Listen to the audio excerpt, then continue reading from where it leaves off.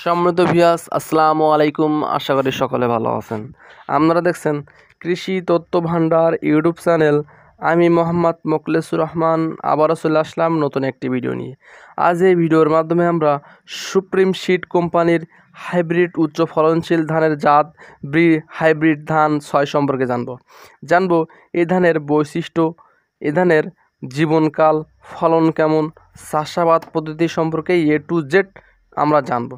তো সম্মানিত ভিউয়ার্স, আমরা এই উচ্চ ফলনশীল হাইব্রিড ধান প্রি হাইব্রিড ধান 6 সম্পর্কে জানবো জাতের বৈশিষ্ট্য।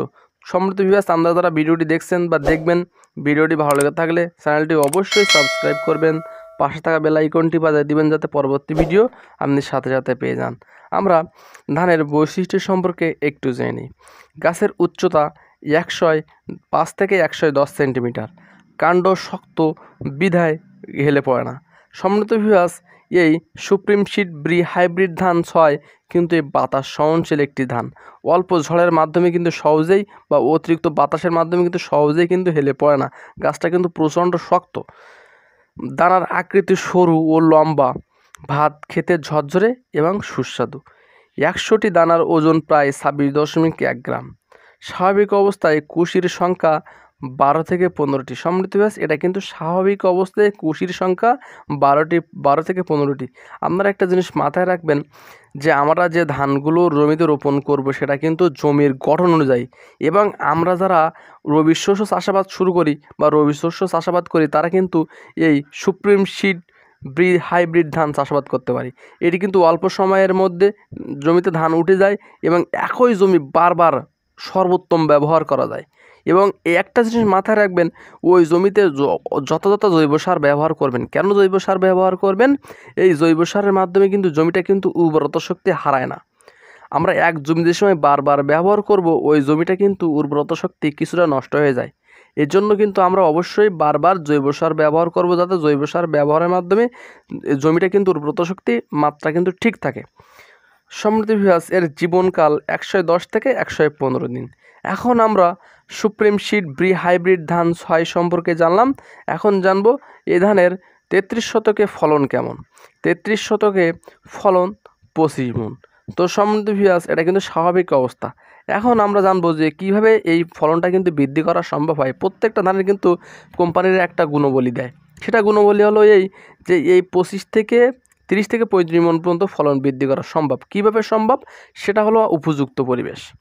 আমাদের মাটির গঠন বা প্রাকৃতিক যে পরিবেশ বা আমাদের পরিচর্যার উপরে কিন্তু উপযুক্ত পরিবেশ সৃষ্টি করা যায়। কিভাবে যায়? আমরা কিন্তু সার প্রয়োগ, কীটনাশক প্রয়োগ, ছত্রাকনাশক প্রয়োগ, এটির মাধ্যমে কিন্তু আমরা একই জমিতে কিন্তু উপযুক্ত পরিবেশ সৃষ্টি করতে পারি। কিভাবে প্রয়োগ করতে পারি সে সম্পর্কে যদি জানতে চান তাহলে আমি বলবো। সম্মানিত ভিউয়ার্স, চাষাবাদ পদ্ধতি সম্পর্কে একটু জেনে নিই যে আমরা জমিটা কীভাবে চাষাবাদ শুরু করব। আমরা বীজতলা থেকে বীজ রোপণ করব। 20 থেকে 25 দিনের মধ্যে কিন্তু আমরা বীজতলা থেকে তুলে বীজ রোপণ করব, অর্থাৎ চারা রোপণ করব। কেননা আমরা কোনোভাবেই কিন্তু বয়স্ক চারা রোপণ করব না। বয়স্ক চারা কিন্তু কুশি সংখ্যা বৃদ্ধি করা যায় না। যে জমিতে আমরা কুশির সংখ্যা বৃদ্ধি করতে পারবো না সেটা কিন্তু ফলন আমরা পাবো না, ভালো কাঙ্ক্ষিত মাত্রায় ফলন পাবো না। এই জন্য বয়স্ক চারা কোনোভাবেই আমরা রোপণ করব না। সারি থেকে সারির দূরত্ব হবে 25 থেকে 20 সেন্টিমিটার। প্রতিটি গোছায় আমাদের চারা সংখ্যা হবে, প্রতিটি গোছায় আমাদের রোপণকৃত চারার সংখ্যা হবে 2 থেকে 3টি করে। কেননা এটা কিন্তু একটি হাইব্রিড ধানের জাত। একটা জিনিস মনে রাখবেন যে ইনব্রিড বা ইনব্রিডের চাইতে কিন্তু হাইব্রিড ধানের কিন্তু কুশির সংখ্যা বেশি বা বৃদ্ধি পায় বেশি উপযুক্ত পরিবেশের মাধ্যমে। এখন আমরা জানবো সার প্রয়োগ পদ্ধতি।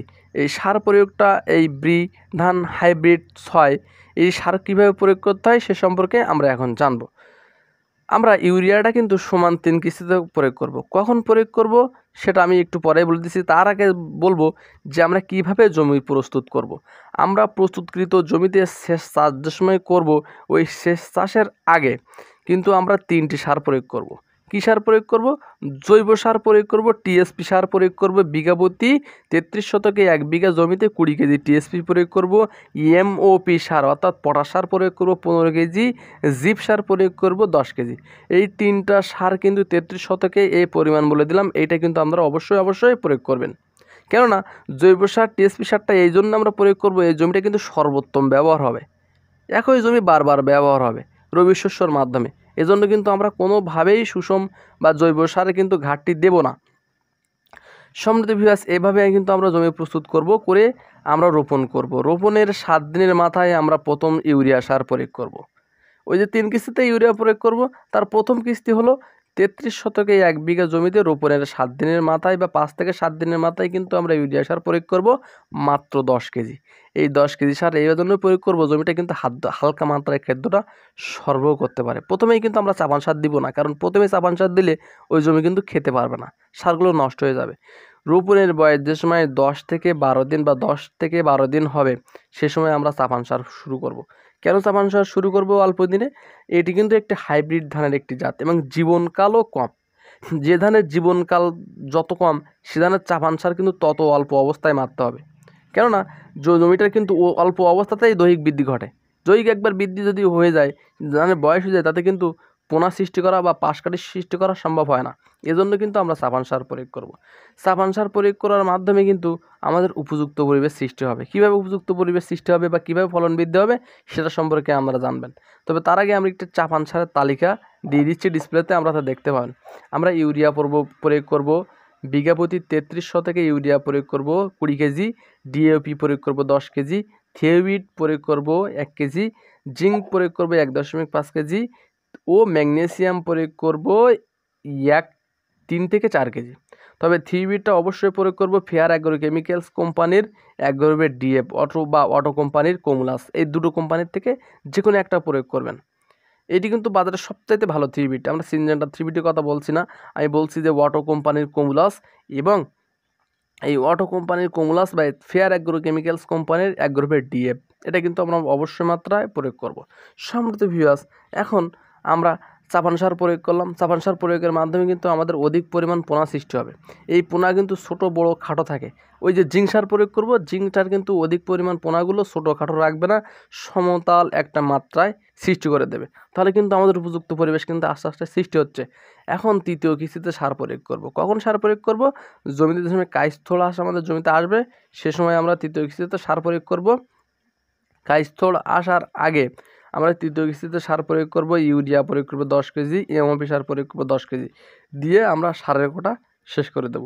এবং আমরা জমিতে অধিক পরিমাণ যাব, গিয়ে জমিটা পর্যবেক্ষণ করব যে জমিতে কোনো পোকা আক্রমণ করেছে কিনা, বিএলপি পোকা আক্রমণ করেছে কিনা, বা ব্লাস্ট রোগ লাগতেছে কিনা, মাজরা পোকা আক্রমণ করেছে কিনা, এটা কিন্তু বারবার দেখি কিন্তু বাজার নিকটস্থ দোকান থেকে কিন্তু আমরা কীটনাশক নিয়ে এটা কিন্তু প্রয়োগ করব।